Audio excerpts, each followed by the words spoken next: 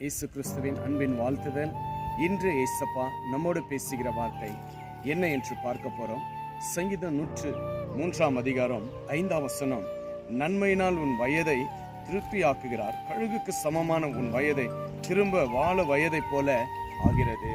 ஆம் பிரியமானவர்களே, இன்று ஏதோ ஒரு வியாதியினால, மனக்கசப்புனால, துன்பத்தினால நீங்க ஒரு இடத்துல வேதனைப்பட்டு இருக்கலாம்.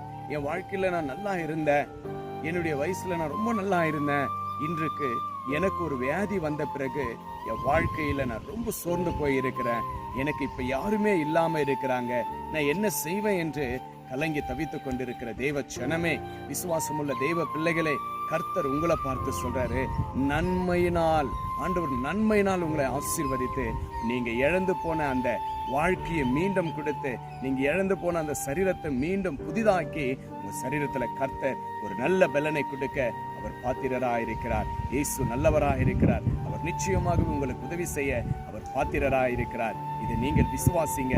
கர்த்தர் நன்மையினால் உங்க வயதை மீண்டும் ஒரு செழிப்பாக மாற்றி ஆசீர்வதிக்க பாத்திரராயிருக்கிறார். கர்த்தர் தாம் உங்களை ஆசீர்வதித்து பலப்படுத்துவாராக.